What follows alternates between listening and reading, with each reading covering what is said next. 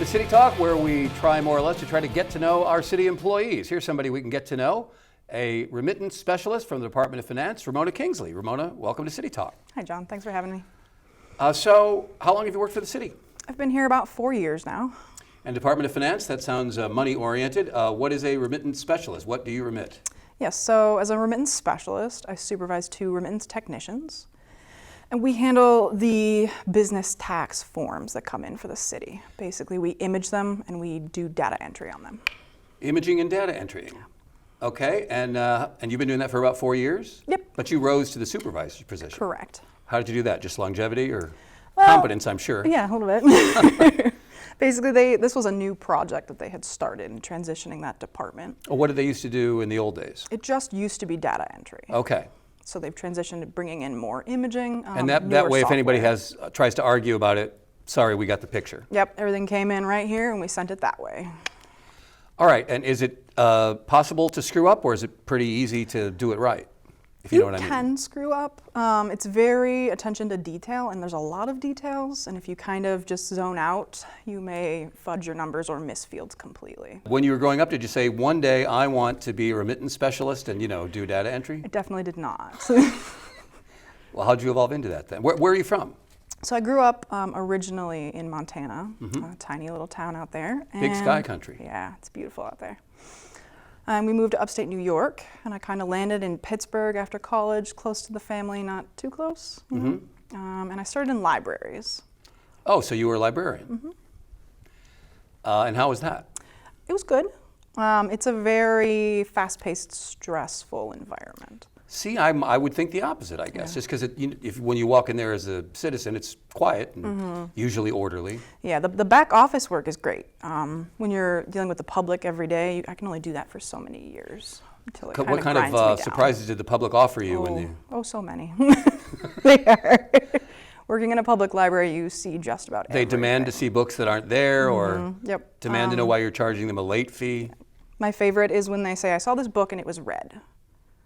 And that's all they give you. You mean somebody had read it? No, it was the color Oh, the red. color. Yeah. And they wanted you to find it. Yeah. I can see why you fled the public library system for the... so how did you transition to the city job? I just applied for one of the testings. It was, I believe, the account clerk testing back then, and I got in the city, and then I just kind of worked my way up.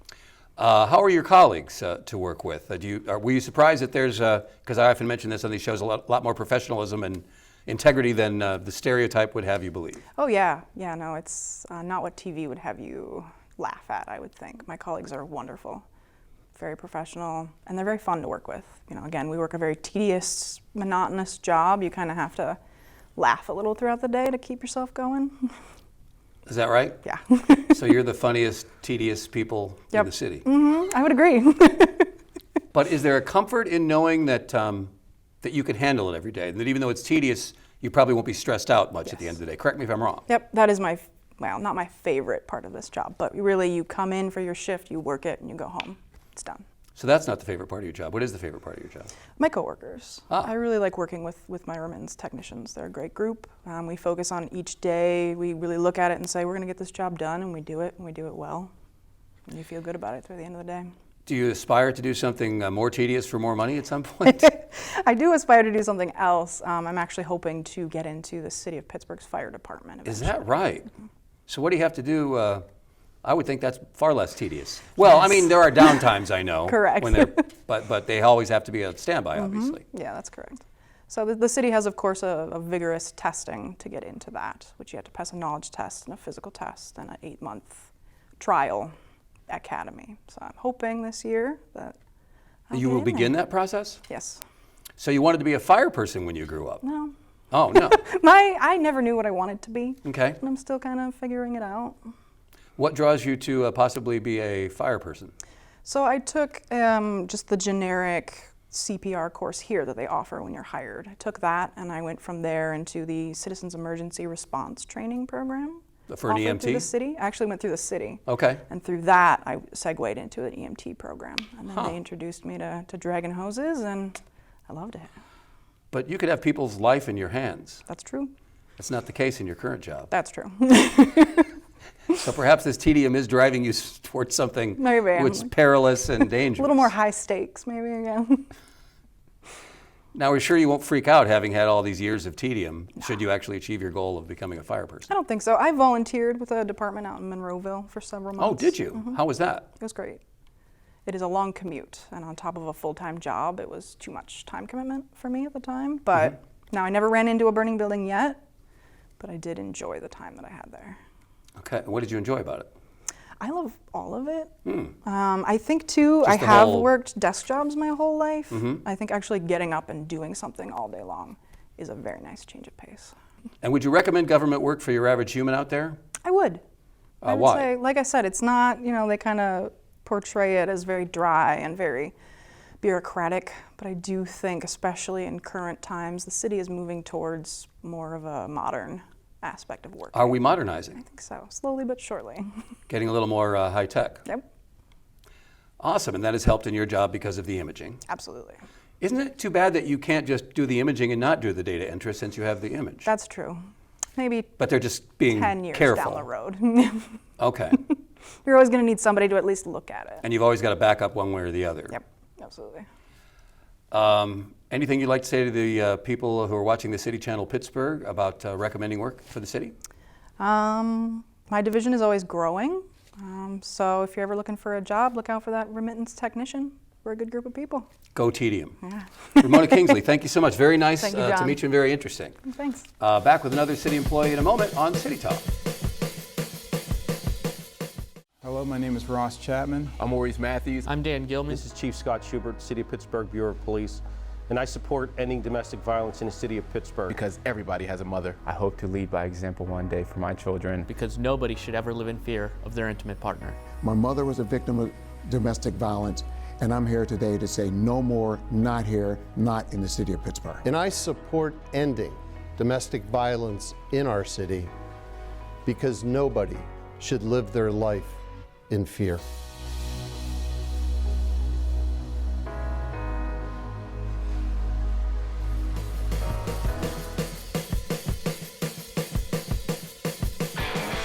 Welcome back to City Talk. Let's meet another human being who works for the city of Pittsburgh from the Department of Permits, Licenses, and Inspections.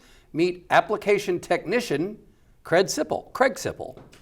It's a pleasure to be here. Thank you for having me. Good to have you here. Does anything possibly sound any more governmental than application specialist for permits, licenses, and inspections? That's a government job right there. Oh, absolutely, 100%. Yeah, that's about as government as it comes. So what does that entail?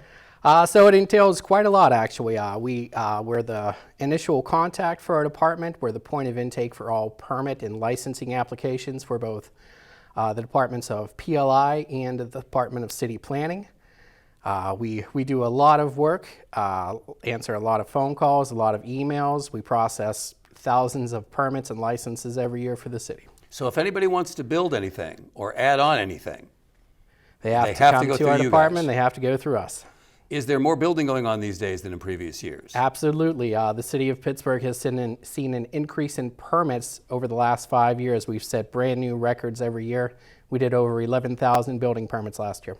What kinds of things do people get wrong and they have to say, I'm sorry, you're going to have to do it again because you forgot to dot this I and cross this T? Sure. So we did just switch to a brand new software system last May. So people are still trying to figure out the new system, yeah. system and that. So a lot of it's work scopes, permit types, addition alteration versus a minor alteration, new construction. All that stuff has to be properly set up in order for us to even intake it. Where's the line of a minor alteration versus a major one that maybe minor you wouldn't have to go through you guys, but obviously anything major you are going to have to? Sure. So minor alterations are typically what would be called a level 1 alteration. So you're talking about repair or replace in kind of an already existing feature.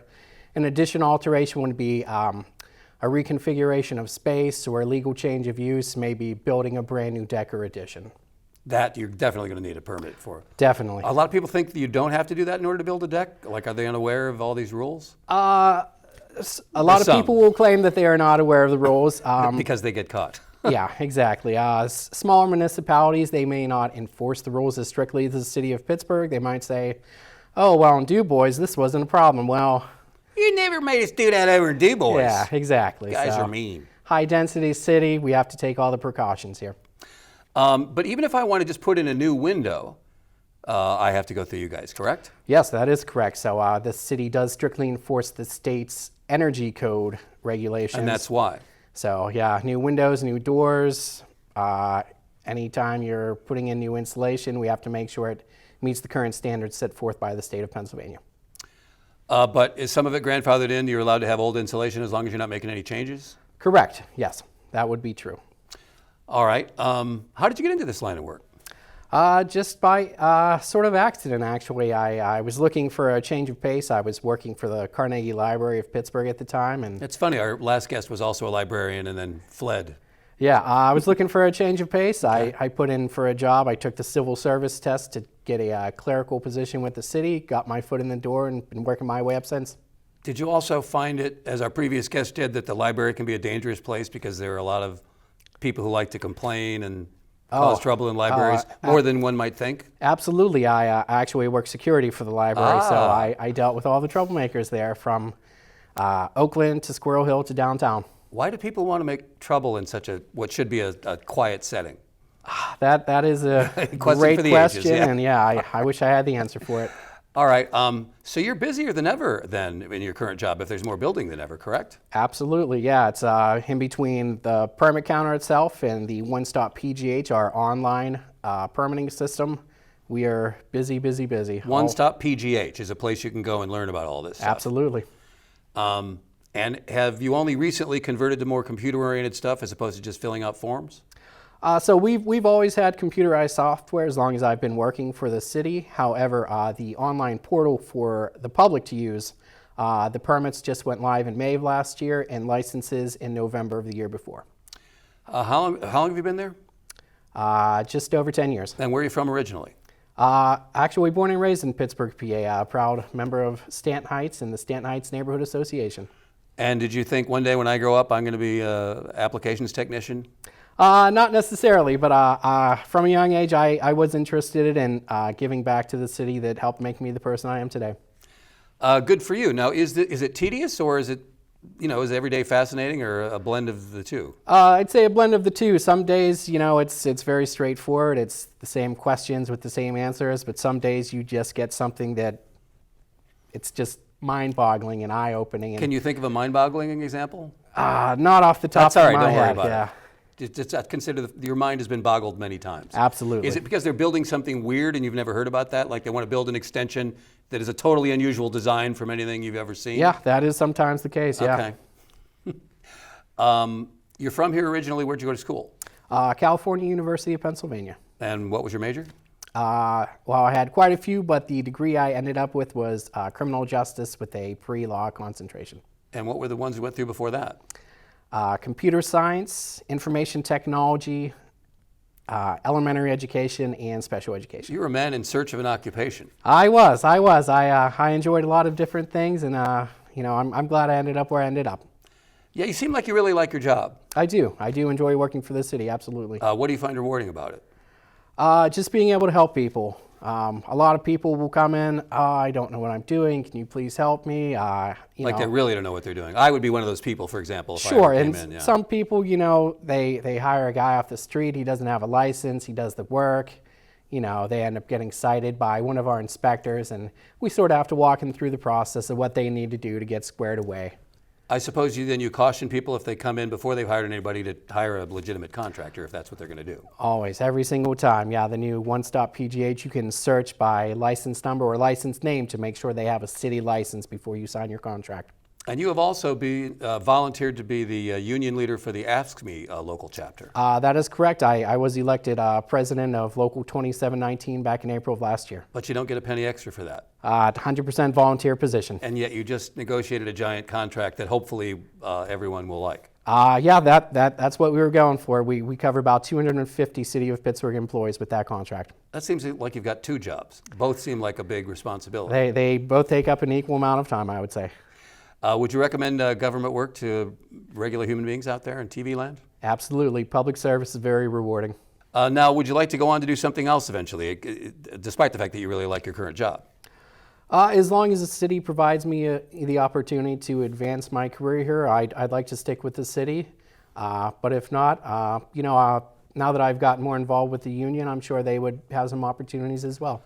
So you're proud of your hometown and you really enjoy working for its government. 100%. How about that? So is there anything you'd like to be doing in addition to what you're doing now? I mean, can you expand within the Department of Permits, Licenses, and Inspections? Or are you so busy that it's ridiculous and you're already overloaded? Oddly enough, I actually have an interview this afternoon for a team lead position for the application technicians in our department. So that would be a bump up if you got it. Yes, correct. And you'd be more of a supervisor and less of a technician? Correct. There'd still be just as much work, but just a few extra responsibilities on top. Craig Sippel, thank you so much. I'm nice. afraid to talk to you anymore because I feel like I'm keeping you away from your work and there's like a desk piling up with 15,000 applications. Oh, no worries. We get it done every day. All right. That is this episode of City Talk. We'll see you next time.